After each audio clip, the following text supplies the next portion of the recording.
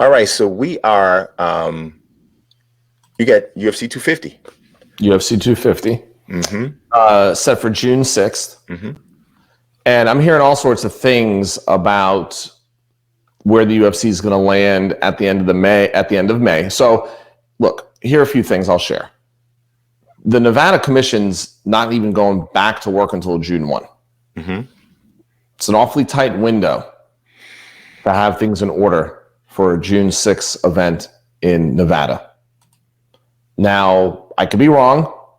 Maybe everything's in order and it's going to go off well, but I'm hearing that they wanted May 23rd to be in Nevada already. I'm hearing that now could potentially be in Arizona. Now, that has nothing to do with UFC 250, but I'm just sort of giving you, what I'm hearing, the rumors that I'm hearing regarding, what's up next for the UFC.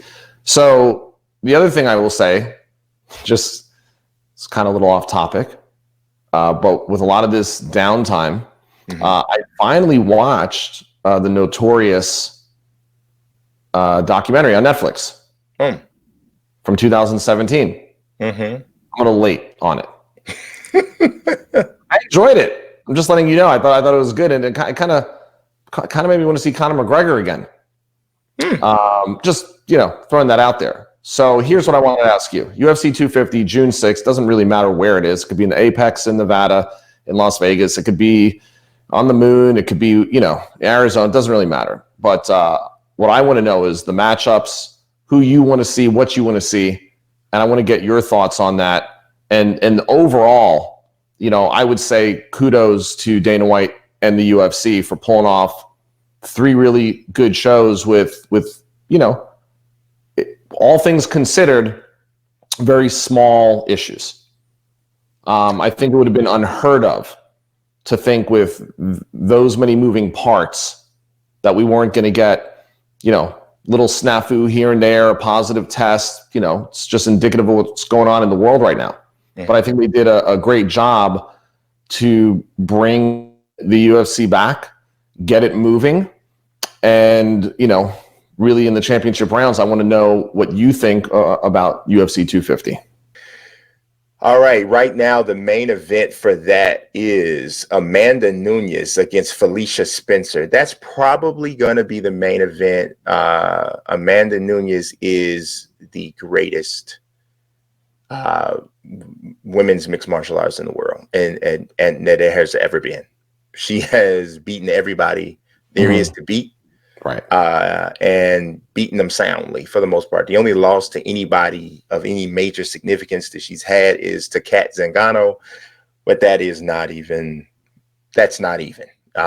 This fight is one she's going to go into favored heavily, and for all intent and purpose, she's going to win this fight.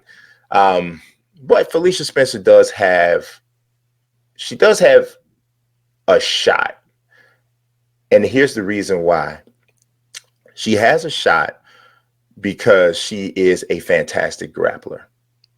And especially in women's mixed martial arts, when you have that as a major base, you have a better shot than others.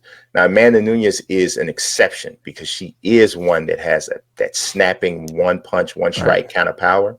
So she may be able to stop that takedown attempt or be able to deter it. And then she's also a black belt in Brazilian Jiu-Jitsu. So we'll see what happens. She'll be a huge favorite. She'll be a huge favorite.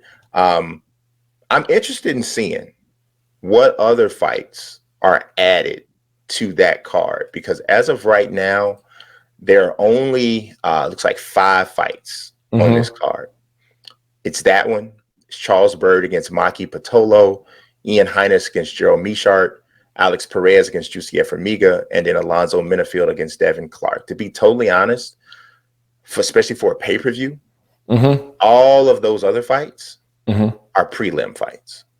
So this is there isn't going to be a May 23rd card. So there's not.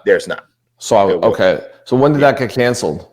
It got pushed back to May 30th, and then now that just isn't on the board at all. I doubt strongly that at this time they would add that back.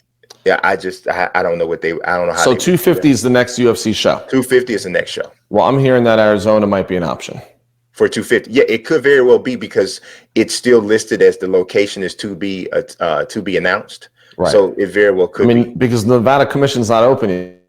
Yeah. Yep. And so, whatever they've done with doesn't really matter. It doesn't. If it's closed to fans, it doesn't matter where it is. It doesn't matter where it is. I know. So, but it does look, it does matter to fighters as far as just knowing where you're going to be. Oh yeah. What is your elevation? What is the temperature? What's the humidity? What type of medicals now do I need for that state that I don't need in other states? Some states are more strict. Some are more lenient. I mean, there are things that go into this that the fighters do think about, that they want to know. Is it going to be, 72 degrees outside? Is it going to be 102 degrees outside? Do I need to go now get an MRI and an MRA and an EKG? Or is it just, blood eyes and the test, because I've already been licensed in there this year, and so I don't have to do the test. I mean, people just like to know. Yeah, 100%. They do. And I think that it matters most to the fighters for sure. But, from where am I traveling from? Am I traveling from potentially New York to West Coast, or is it going to be now East Coast? It's just, people just like to prepare. Yeah, especially as we're getting closer down to it. So for sure. But yeah, so that's my biggest thing about that. We just got to figure out what else is going to be on this card. Because as of right now, I mean, Amanda Nunes, Felicia Spencer, with all due respect to both of them, is a pretty weak main event for a pay-per-view. So we'll see what else is added. I think that co-main event is going to be really important to this particular card. So we'll have to wait and see in the coming days, because I would think we'd have to be finding out what the co-main event is within the next before Friday. Right.